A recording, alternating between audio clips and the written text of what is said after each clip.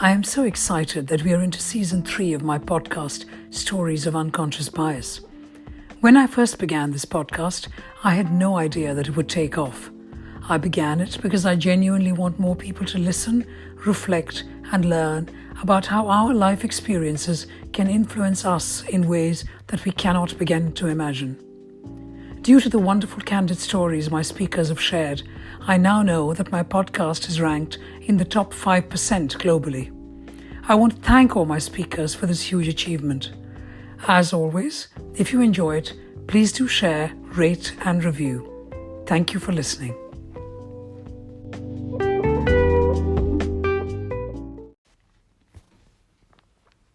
Welcome, listeners. I'd like to introduce Ken McHugh. Ken McHugh is a graduate of the International School of Politics and Culture, Moscow. He holds a Master of Philosophy diploma in Peace Studies from Trinity College, Dublin, and a postgraduate certificate in Cultural Planning from De Montfort University, Leicester. Ken specialises in the area of cultural integration and social capital in urban regeneration. Ken is a card-carrying member of the Industrial Workers of the World and was officially declared an atheist by the Roman Catholic Church in Ireland. In 1997, Ken co-founded Sports Against Racism Ireland, SARI for short, during the European Year Against Racism. Welcome, Ken.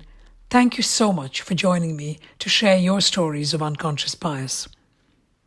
So the first question really, Ken, what do you understand by unconscious bias?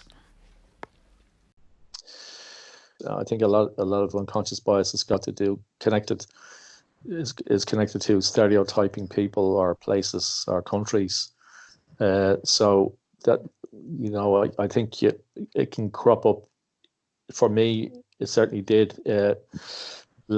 Fairly late in life, when I was in my late 20s, early 30s, unconscious bias, became aware of it. Before that, because of the work I was doing in anti-racism and anti-discrimination, I understood that my mind was clear and I didn't have many biases. Everybody has them, but the unconscious one, it sort of came to the surface when I was working in 1986 for the United Nations Association, and at that time I was traveling around different schools. We were preparing students for the United Nations Model Assembly in Trinity College in Dublin.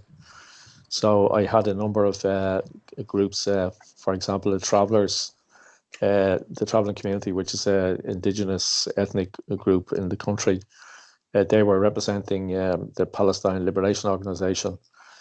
St. Andrew's fee-paying school, private school in Dublin, were representing what was then the USSR, the Soviet Union.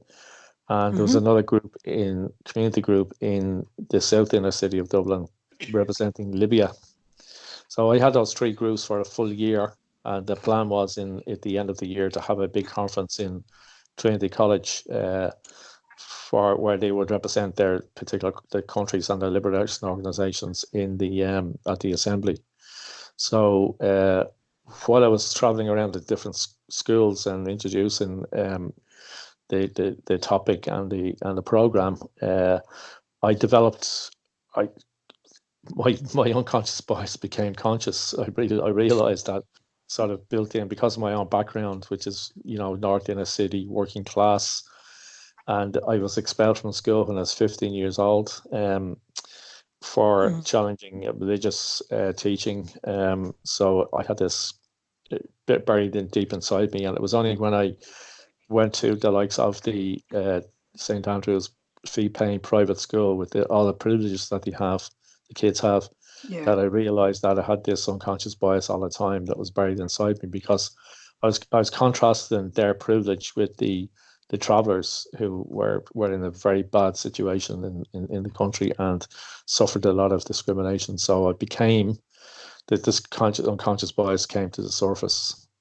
Gosh, it really makes you think, isn't it? And you're not even aware until you've spent so many months with them.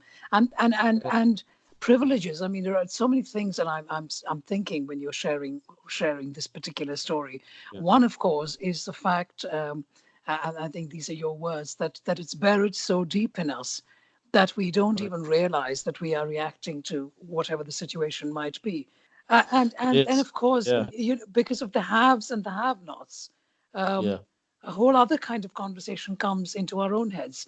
Because what you were just saying also reminded me of something that I would say is perhaps identity. Because how do I see myself? What kind Mm, of privileges or not do I have? And then how yeah. does that affect my unconscious or conscious biases in what Yeah. I do? So Exactly. could you tell us a little bit more, Ken? Well, just to complete the story about the like that was a year-long program with the United Nations Association. So, and um, I purposely selected the travelers, and I made that connection between them and the Palestine Liberation Organization, which is recognized in the UN as a liberation movement, and because they were had so much in common. No passports, displaced people, downtrodden, and so they identified very closely with the Palestinian situation. And on the other hand, when I was in St Andrews, they had no clue whatsoever about the plight of the traveling community. That's not very far from, about 6 miles away from them, where the travelers' base was. But what in the classroom, I remember doing a session on the UN General Assembly, and I actually forgot about, I left out China, and one of the students corrected me and said, "Look, you forgot about China." So I said, "Well, you go to the blackboard and put China in." I said, "How do you know about this?" And he said, "Well, we just come back from New York."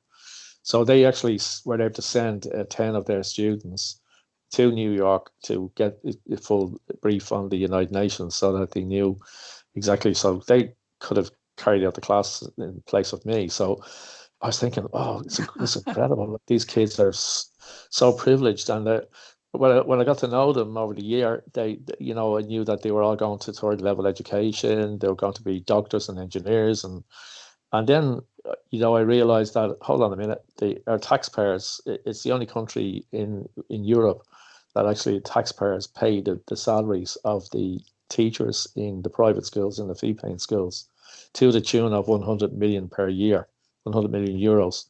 So then I was thinking, oh, look, this is incredible.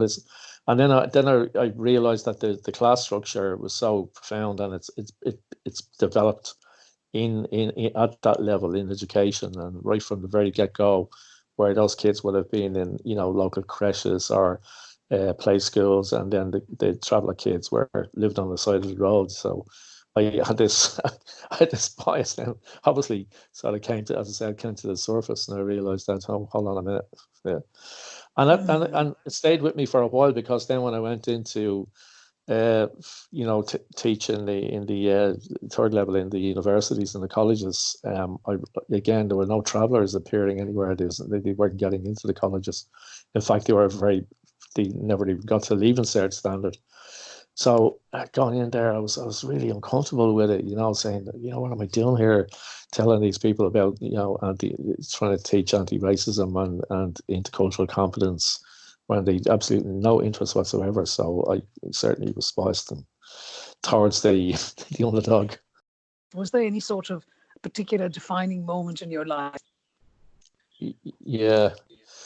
Well, yeah, there was like the obviously the when we set up sorry first, we obviously had to work across different communities, and I got to know people from those backgrounds, and I discovered that despite um, their privileged backgrounds, a lot of them had developed this conscious decision to get involved in anti-racism activity, and develop their own, with our help really, intercultural competence. I think the bias, that unconscious bias that I had, was put to bed over a period of time. Yeah. Right. Um, Share a story, perhaps not that about your own unconscious biases, but Yeah. perhaps something that was shared with you or you witnessed, from which you may have learned something. The more stories we can explore, the more Sure. narratives we can share. We recognize that actually, whether it's you in Ireland or me somewhere else, we all have similar stories. Something you've just said to me, I want to ask you Mm, something to talk about unconscious bias. So you yeah, you are you've talked to me about racism and SARI, yeah, your Sports Against Racism Ireland that you've set yeah, up and you're very busy with, and you also talked about your experiences when you were working with the travelers and children who were more privileged than them, and recognize your own unconscious biases. But what kind of learning perhaps can you share? And perhaps this wasn't a story that you were going to say, but you've happened to say that you are also a carer of an elderly person, your mother. Um, yeah. do people have unconscious biases? Have you seen anything in relation to elderly care that you have learned? An awful lot of our elderly people, or older senior citizens, we call them, are in quite a lot of them are in nursing homes. And what's happened now is that clusters have been formed where a lot of them are dying off. Like the virus has attacked them, and there's very little funding and put into the. They're all private, by the way, but the government are trying to rescue the situation there, and it's very, very difficult. So, and a lot of those older people that I know who are in these places don't have visitors from their family. They're just sort of dumped into the places. Whereas other cultures, like my family's from Zambia, for example, and they have a very strong, very powerful bond in the family, and even in the local community, it's called Insaka, where the older people pass on the wisdom to the younger people, and it's a very close bond and very, very a lot of solidarity there that I noticed that we've lost. It was there. It was certainly there when I was a kid, That's compared so to when I interesting. was a kid. I Yeah, wonder whether COVID is going to allow us as a world to reflect on our own unconscious biases. yeah, And so when you've had so many different experiences, whether it's about elderly mhm, care, you've certainly had a connection to Zambia because yeah. you can even speak the language by the sounds of it. So tell Few us a little words. bit about Zambia and why do you have those connections and what kind of unconscious biases you may have had before you went to Zambia. I'm assuming you've been, I don't know. Tell us a little bit Yeah, more. no, no, I've never been, even though my wife goes out there every year, so I never get a chance. I'd have to try. I'd have to take a lot of time off, 3, 4 months. So, she's from outside Lusaka. She was born in Zambia and went to school in Congo and grew up in Nigeria. So she's a typical sort of Pan-African person with lots of different. I think she's got 6 or 7 different languages. So I would know a lot about. We have a Zambian association here, Zambians in Ireland, and so I'm virtually a Zambian um, sort of associate citizen as such. Yeah, my father and mother, when I was born in 1954, my father was a big fan of the African liberation movements, like Kenneth, and I'm called after Kenneth Kaunda, who's now was the president of Zambia, who's now still alive in his late 90s, I believe. So yeah, it's interesting, isn't it? That. So I was lucky in the sense that I grew up with that. As I said, Patrice Lumumba would have been a big hero of my dad's, and so I didn't have that. Prejudice like growing up. I also grew up in an area where it was multi-faith. Was my next door neighbors were Church of Ireland and Methodists and Quakers, and so I was very lucky from that point of view. So, but that's, as you know, prejudice is different from unconscious bias, because the unconscious bias then, as I said, comes to the surface when you experience different. Uh, Well, positively or negatively can, because clearly, if we think yeah, about your upbringing and your narrative and your yeah, experiences, yeah, because you were, as a child, you were uh-huh, just embedded in terms of how your parents spoke and the kind of life that you had was seen very uh, much not just as an inclusive, non-denominational in terms of religion, but also talking that's right. about foreign countries you've never been to, and some people might see as exotic. But for you, it was perfectly normal to talk about Zambia, to talk about the leaders of the Yeah, country at the time, and so on. yeah, And when you see that as normal, then meeting somebody from that country is also nothing yeah, unusual or exotic. And so it exactly. shows Yeah. it certainly shows to me, and I'm sure the listeners would also appreciate this, that we are so much defined by our own stories. Um, Mm, the good, the bad, and the ugly. It could Yeah, be good true. things, it could be not so good things. And certainly one example of being unconsciously positively biased Mm. towards Zambians is because of how you were brought up by your parents. And of Yeah, course, we now know that you met and fell in love and subsequently married somebody from Zambia who yeah, lives in Ireland. So there's a happy yeah, ending to that particular story, which I think is yeah, delightful. absolutely. Yeah, yeah. But it's funny because the people who I'd meet and if we were together, they'd often say, I remember the Minister of Justice said to us one time, "Oh, you got married. Is this a marriage of convenience? You know, because she was a refugee." Yeah.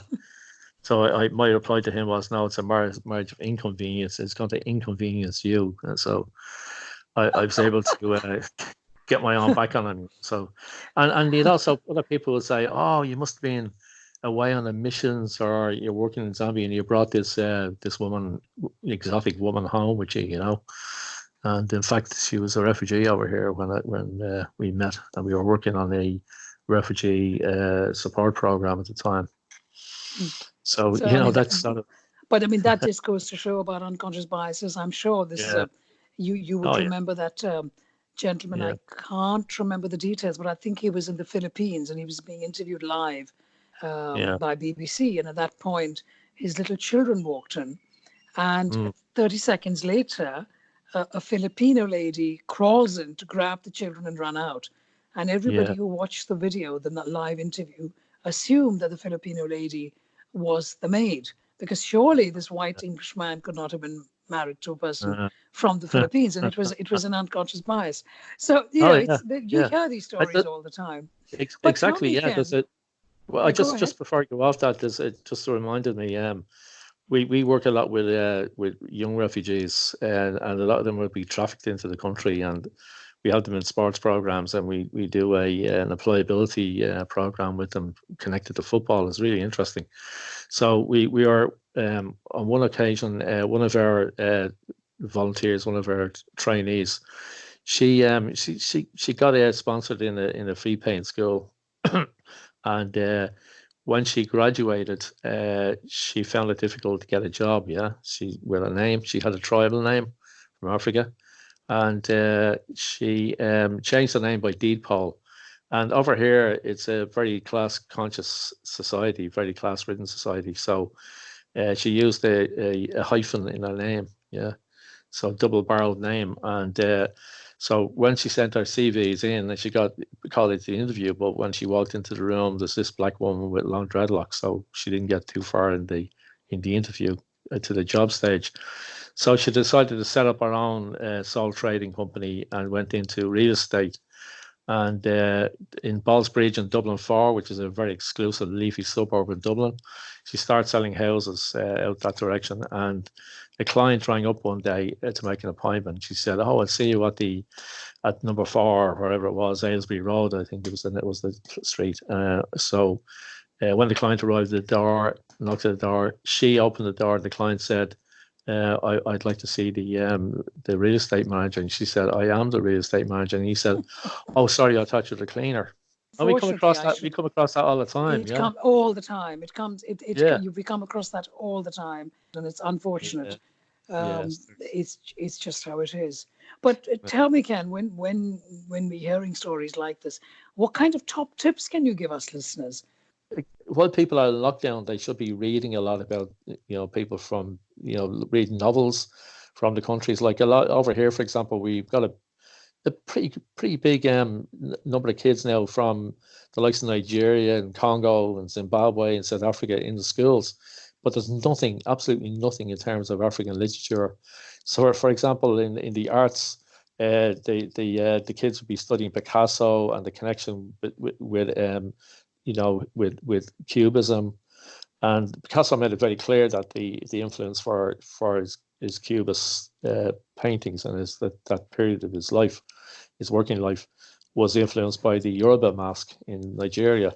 But the teachers are not making that connection. So you got a little Yoruba kid sitting in the classroom, and he's looking at the slide, and he's thinking, "Shit, I've got one of those masks in my house." But so that's the kind of thing I think people have to start reading and understanding that there's other cultures out there, and develop a skill of what's called intercultural competence, because I think that would break down an awful lot of xenophobia that leads on to racism, you know. Reading. And at the time of COVID and Corona, that is a wonderful thing to Yeah, be able to do. yeah. If we can have the access online. At 15, I was expelled, and I never learned that. It was a waste of time. So I only started reading when I left school. That's where my learning came about. And lucky enough, my grandfather was a big influence on me. He was a syndicalist, and he didn't. Again, there people were when I grew up. It was the school education system was controlled by the Roman Catholic Church, and and that's where the biases were all developed. And as I said, buried deep in a psyche in many ways by them, you know. So I was lucky enough. My grandfather was able to rescue me from all that nonsense. So, any last advice that you would like to give our listeners? Well, it's just that, like, I think the future is it's really important that we put an end to racism. That's why, like in 1997, it was European Year Against Racism. We thought the opening of the year was in Dublin Castle. There was a wine and cheese affair, and I was standing behind the representative from the Indian Embassy, and she had a sari. So I thought, hey, soccer against racism or sport against racism in Ireland. That's what Wonderful. That was the inspiration. Yeah. So we thought, so it really was a sari that gave yeah, you yeah, inspiration. absolutely. She was wearing a sari, yeah, going into the cloak. Lovely. So I sort of figured, it would take a number of years, because with people coming in from abroad, migrants and refugees, and that we knew that the racism was there against the travellers, so they would just shift it to skin color, and the Roma, for example, the Roma community get an awful time here. So we fought very hard, and we're still in business, as you say, all these years along. But that struggle goes on, and I would appeal to listeners, everybody, to get involved in a community, activity where I think racism is the big problem. Get breakdown xenophobia as well. That fear of foreigners. Doesn't see that happening more so here as well, but also in the UK. It's quite frightening. Thank you for that. Very good advice. Read some Okay. more, learn some more, reflect some more, Yeah. and try and be more inclusive. Thank you so very All right. much, Ken McHugh, for Okay. joining this conversation to explore and discuss your stories, your narratives on the unconscious bias. Bye-bye. Sport Against Racism Ireland is a not-for-profit organisation founded as a direct response to the growth of racist attacks from a small but vocal section of people in Ireland. To find out more, go to sari.ie. That's Sport Against Racism Ireland, sari.ie.